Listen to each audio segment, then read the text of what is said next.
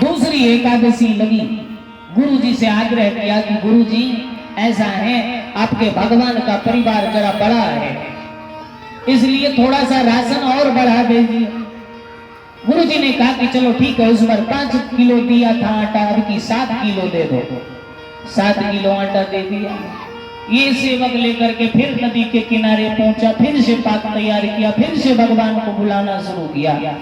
सीताराम आइए, राजा राम आइए, मेरे भोजन का भोग लगाइए। राजा राम आइए, प्रभु राम आइए, मेरे भोजन का भोग लगाइए, मेरे भोजन का भोग लगाइए।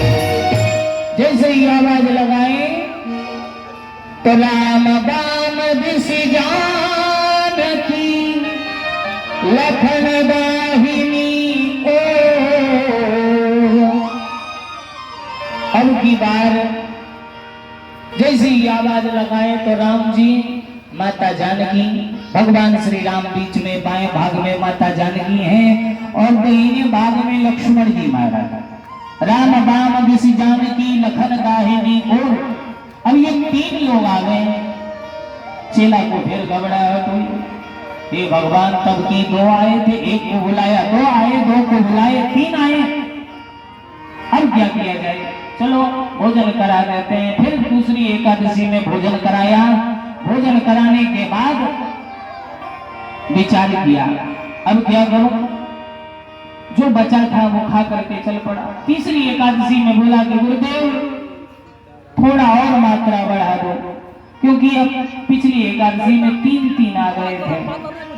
गुरु जी को लग रहा था कि देखो ये कैसे हो सकता है, इतना खाता है, कोई बात नहीं। अब की बार 11 किलो आटा, इसे 11 किलो आटा राशन पानी लेकर के ये भक्त पहुंचा नदी के किनारे। और जैसे ही नदी के किनारे पहुंचा तो देखते हैं कि वहां पर जब भक्त बनाया, पाक बनाया, भगवान को आवाज लगाए। भगवान अब की बार जब आते हैं तो भगवान राम, लक्ष्मण, जानकी, श्री हनुमान जी महाराज आ गए। 4 लोग आए। अब उनको भोजन कराए, भक्त को फिर रूखी सूखी मिली। अब जो है जैसे चौथी एकादशी लगी, फिर भक्त घबराया, विचार किया गया अब की बार ये पता नहीं कैसे भगवान है, प्रत्येक एकादशी में हमें भूखा रख दे रहे हैं। इतनी परिश्रम से, इतनी कठिनाई से भोजन मैं बनाऊं और खाने के लिए वो आते हैं, और अकेले को बुलाता हूं, इतना बड़ा परिवार लेकर के आते हैं।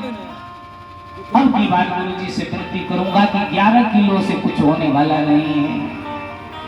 गुरु जी से कहा कि गुरुदेव अब की बार 4 लोगों का आप राशन पानी दे दो। मुझे लगा करके 5 लोग को। मंत्री बोले ठीक है भैया, चल 5 लोगों का दिया, कितना चाहिए? भक्त ने विचार किया कि चलो 2 किलो और बढ़ा करके ही मांग लेता हूँ। गुरु जी 17 किलो आटा दे दो।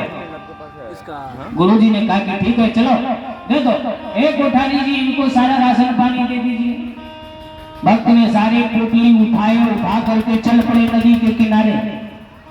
लेकिन अब की बार ये भक्त भी बड़ा सावधान था। यदि मैं भोजन बना करके तैयार कर लूंगा, और हो सकता है क्योंकि मैं बनाया 1 का तो आए 2 का बनाया 3 आए, 3 का बनाया 4 आए। अब की बार बनाना ही नहीं, पहले देख लूंगा कि कितने आते हैं, उसके बाद ही भोजन बनेगा। अब जैसे ही भक्त पोटली ला करके नदी के किनारे रख दिया और भगवान को बुलाना शुरू कर दिया। श्री राम आइए, सीताराम आइए, राजा राम आइए, सीताराम आइए, भोजन का भोग लगाइए, मेरे भोजन का भोग लगाइए। सीताराम आइए, राजा राम आइए, मेरे भोजन का भोग लगाइए, मेरे भोजन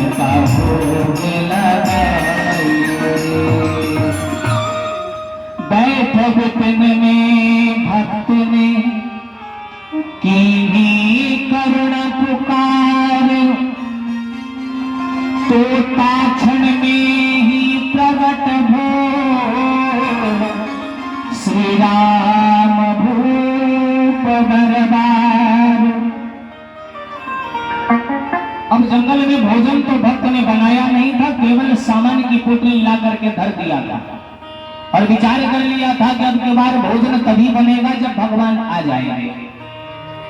भक्त ने जब इस जंगल में बैठ करके नदी के किनारे करोड़ पुकार किया कि प्रभु आ जाइए, प्रभु आ जाइए, प्रभु आ जाइए, तो संत कहते हैं कि बैठ विपिन में भक्त ने की करुण पुकार।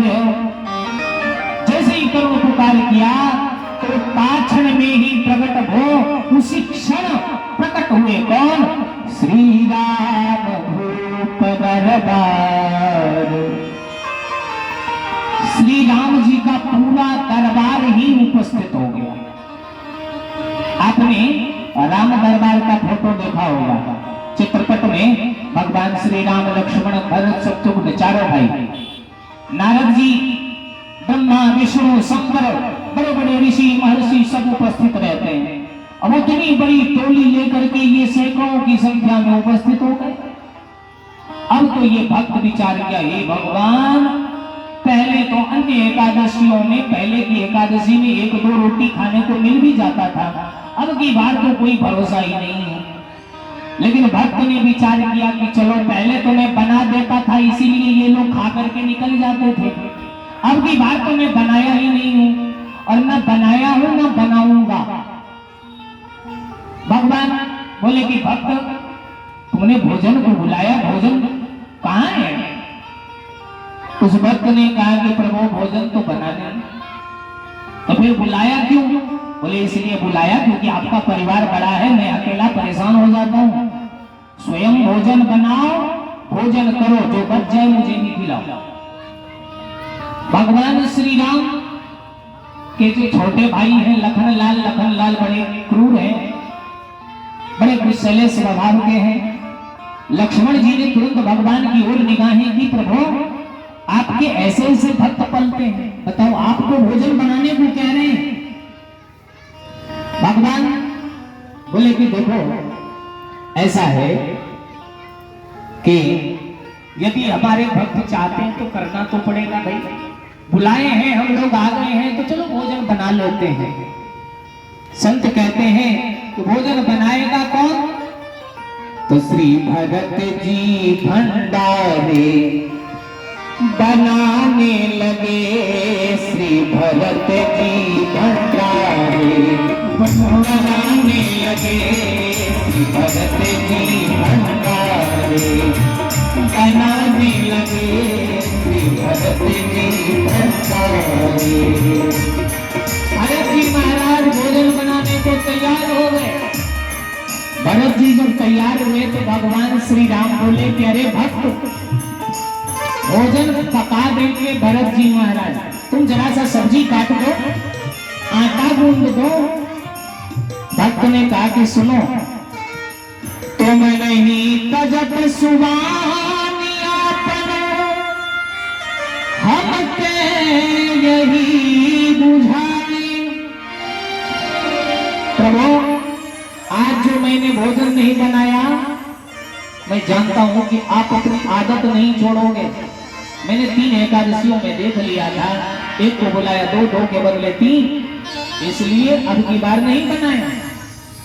तुम नहीं तजत सुबानी आपनो, हम कहते समझाए। अरे नर नारी की कौन कहे, एक बानर भी संग लाए।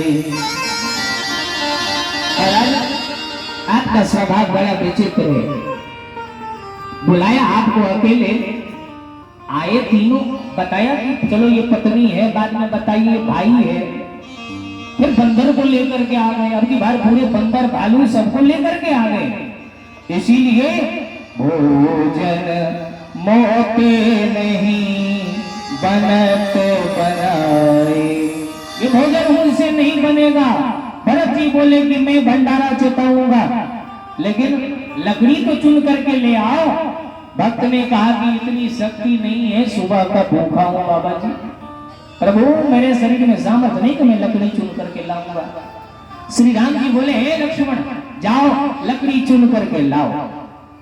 अब श्री भरत जी भंडारी अरे बनाने लगे, श्री भरत जी भंडारी बनाने लगे, श्री भरत जी भंडारी बनाने लगे। चुन के लकड़ी लखन लाल लाने लगे, चुन के लकड़ी लखन लाल लाने लगे। भरत जी भंडारी बनाने लगे, श्री भरत जी भंडारी बनाने लगे, श्री भरत जी भंडारी। बोले भंडार बनाने के लिए पाक शास्त्री श्री भरत जी तैयार हो गए, लकड़ी चुनने के लिए लक्ष्मण जी तैयार हो गए। अब लकड़ी चुनने की तैयारी हो गई, भोजन बनाने वाला व्यक्ति तैयार हो गया, लेकिन चूल्हा जो जलेगा उसमें पोछा कौन लगाएगा? बोले ये भक्त लगा दे, इतना काम तो कर दे। बोले प्रभु मैं तो आज बिल्कुल बैठा रहूंगा, मुझसे कुछ होने वाला नहीं है। अब क्या किया जाए? हनुमान जी महाराज दास्य भाव में रहते हैं, सतत सेवा के भाव में रहते हैं। पूछते पूछ से आंजनेय चौका को, पूछते पूछ से आंजनेय चौका को, पीछे हाथों से चौका लगाने लगे, पीछे हाथों से चौका लगाने लगे। श्री भरत जी भंडारी बनाने लगे, श्री भरत जी भंडारी बनाने लगे, श्री भरत जी भंडारी बनाने लगे, श्री भरत जी भंडारी। हनुमान जी महाराज अपनी पूंछ से पहले पोछा लगाते हैं, पूंछ से पोछा लगाए, फिर बाद में हाथ से पोछा लगा दिए। और जब चौका लग गया, चूल्हा जल गया, तो विचार किया कि सब्जी अमनिया तो करना पड़ेगा, ये कौन करेगा? तो चेत चूल्हे इधर उधर शत्रुघ्न, चेत चूल्हे इधर उधर शत्रुघ्न, साग भाजी के आने लगाने लगे, साग भाजी अमनिया कराने लगे, साग भाजी अमनिया कराने लगे। श्री भरत जी भंडारी बनाने लगे, श्री भरत जी भंडारी बनाने लगे, श्री भरत जी भंडारी। भरत जी महाराज ने पाक बनाया, शत्रुघ्न जी आकर के साग भाजी तैयार करने लगे। अब अष्ट सिद्धि नवनिधि, जिस भगवान के रोए रोए में करोड़ों ब्रह्मांड लटकता हो, उनके परिवार उनके अंश यदि भोजन बनाने को तैयार हो, तो भला भगवान की सिद्धियां कैसे रह सकती थी? पाप के संकेत भक्ति का जब थे वहां, पाप के संकेत शक्ति का जब थे वहां, अष्ट सिद्धि नवनिधि आने लगे। जैसे ही भगवान के परिवार के सदस्य पाक बनाने में लग गए, तो सिद्धियों को, अष्ट सिद्धि नवनिधियों को लगा कि भगवान संकेत कर रहे हैं कि आज मुझे भक्त की सेवा करनी है। अष्ट सिद्धि नवनिधि सब आ गई। पाक के संकेत शक्ति का जब थे वहां, अष्ट सिद्धि नवनिधि आने लगे। श्री भरत जी भंडारी बनाने लगे, श्री भरत जी भंडारी बनाने लगे, श्री भरत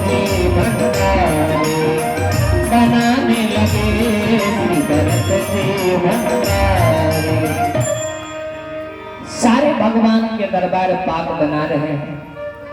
और पाक बना रहे थे, जब पाक बन करके तैयार हुआ तो उस दिन गुरु जी अपने चेले के साथ इनका पीछा कर रहे थे कि भाई अकेला आदमी ये 2 किलो 5 किलो 10 किलो बारी बारी से बढ़ाते जा रहा है। अब की बार 17 किलो लेकर के आया। हो सकता है कि ये अनाज लाता है और कहीं पर बेच लेता होगा, इसलिए गुरुजी अब की बार पीछा कर रहे थे। गुरुजी वहां देख रहे हैं कि भाई चावल दाल आटा सब ज्यों का त्यों पड़ा है, जो राशन पानी था सब ज्यों का त्यों धरा है, और ये भक्त अपने मस्ती में मस्त है। गुरुजी देख रहे हैं कि अब क्या कर रहा है, ये देखो तो लो। चेला सबको जब भोग लग गया, भगवान के सपरिवार भोजन बना करके भोजन कर लिए, बेचारे भक्त के लिए कुछ नहीं बचा।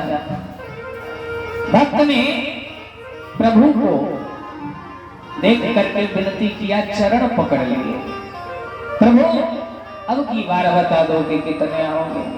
आज तो आपने जबरन मुझे एकादशी करवा दिया, आज मेरे लिए कुछ बचा ही नहीं।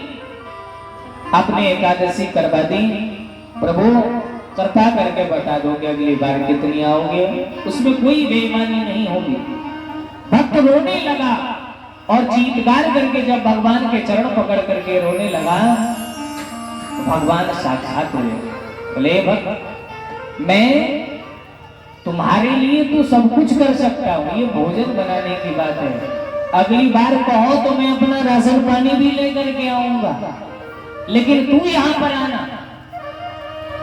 अब गुरुजी ने पकड़ लिया, ये चेला तू कहता है कि बहुत सारे लोग आते हैं, यहाँ तो कोई दिखाई नहीं देता और तू झूठ मूठ का कुछ भी बका जा रहा है। अब की बार कितने आओगे, अब की बार मुझे तो कोई दिखता नहीं। शिष्य ने कहा कि गुरुजी आप नहीं देखते, आपने ही कहा था कि भगवान को भोग लगाना, मैं भगवान को भोग लगाया, बारी बारी से इनका परिवार बढ़ता गया। गुरुजी को कुछ नहीं दिखता, लेकिन शिष्य को सब दिखता है। गुरुजी ने जब बहुत शिष्य को बहुत डांटा तो भगवान विचार किए, ये भक्त तो सीधा साधा है, सरल है, और सरल के ऊपर यदि कहीं हो न हो गुरुजी दंड प्रहार करे, इनको सजा दे, ये उचित नहीं होगा। भगवान तुरंत प्रकट हुए और प्रकट होकर के गुरुजी को भी दर्शन कराया, और जब गुरुजी को दर्शन हो गया तो गुरुजी ने अपने शिष्य के सामने हाथ जोड़े, हे बालक आज तू मेरा गुरु हो गया, क्योंकि तेरी सरलता के सामने, आज तेरी सरलता के कारण मुझे भी भगवान का दर्शन हुआ। गुरु शिष्य को दर्शन कराते हैं, लेकिन आज प्रथम बार तेरे कारण मुझे भगवान का दर्शन प्राप्त हुआ। और इसका मुख्य कारण केवल एक है, सरल होना, चित्त को पवित्र करना। भगवान ने स्पष्ट कहा है कि निर्मल मन जन सो मोहि पावा, मोहि कपट छल क्षेत्र भावा। भगवान स्पष्ट कहते हैं कि निर्मल मन जन सो मोहि पावा, मोहि कपट छल क्षेत्र न भावा। मुझे छल कपट प्रपंच पसंद नहीं है, निर्मल व्यक्ति पसंद है, और निर्मलता से ही भगवान को प्राप्त किया जा सकता है। गोकर्ण जी महाराज ने आत्मदेव जी से कहा कि पिताजी आप अपने मन से जितने विकार हैं सबको त्याग दो और भगवान का भजन करो, और भगवान के भजन करने के लिए सबसे सुगम उपाय है सत्संग करना। सत्संग करो, क्यों? क्योंकि तुलसी बाबा ने लिखा है कि सत सुधरहि सत संगति पाई, सत सुधरहि सत संगति पाई। पारस तरस तुम्हारे सुहाई, पारस तरस तुम्हारे सुहाई। सत सुधरहि सत संगति पाई, सत सुधरहि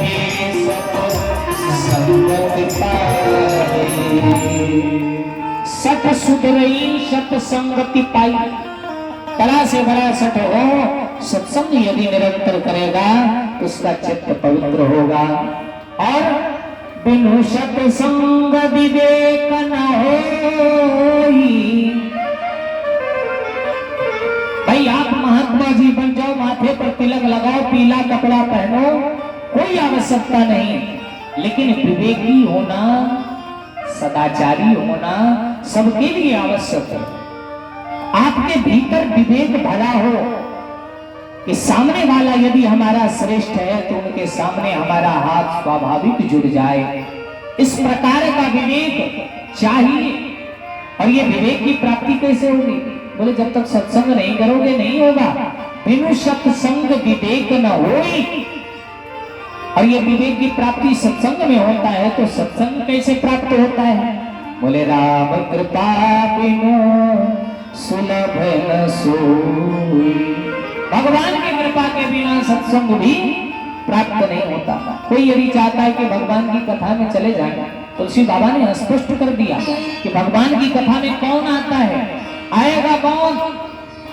तुलसी बाबा ने कहा कि भगवान के सत्संग में राम कृपा बिनु आई न जाई। एही सर आवत अति कठिनाई। भगवान की कथा में आना सरल नहीं है, कठिन है, बड़ा कठिन। भाई जाने की इच्छा करो, ठंडी लगने लगी, अच्छा छोड़ दे, कल जाएंगे, कल सवेरे जाएंगे, सवेरे आ जाएंगे। लेकिन भगवान कहते हैं कि सत्संग में आएगा कौन? एही सर आवत अति कठिनाई। बड़ी कठिनता से कोई आता है। और फिर आप देखेंगे कोई उठ करके चला गया। क्यों चला गया? अरे गृह कारज नाना जंजाला तो बहुत अच्छी बात है, लेकिन राम कृपा बिनु आई न जाई। उनके कृपा के बगैर न कोई आता है न कोई जाता है। सत्संग की बड़ी महत्ता है। गोकर्ण जी महाराज कहते हैं कि पिताजी आप सत्संग करो। क्यों? क्योंकि संतों के संग जाने से सतत भगवान का चिंतन होगा, भगवान की कथा सुनोगे, आपका चित्त भी भगवान के चरणों में लग जाएगा। इसलिए सत्संग करो, संतों का संग करो। आइए हम लोग भी संतों के साथ चलने का प्रयत्न करें। क्यों? क्योंकि सत्संग का बड़ा महत्व है। संतन के संग लागे रे तेरी अच्छी बनेगी। संतन के संग लागे रे तेरी अच्छी बनेगी। संतन के संग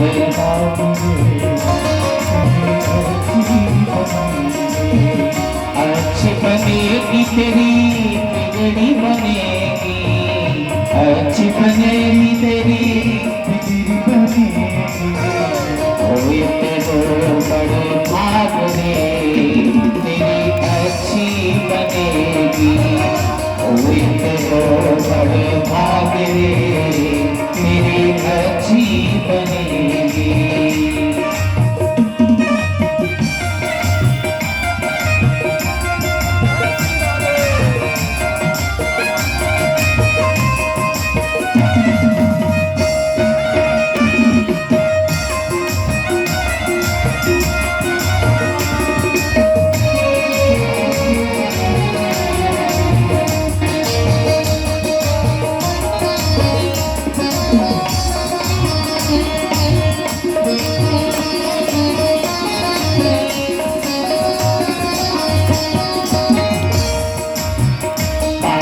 से तोहे हंस करेंगे, कागा से तोहे कागा से तोहे हंस करेंगे। कागा से तोहे हंस करेंगे। मिट जाए उनके भाग रे तेरी अच्छी बनेगी। मिट जाए उनके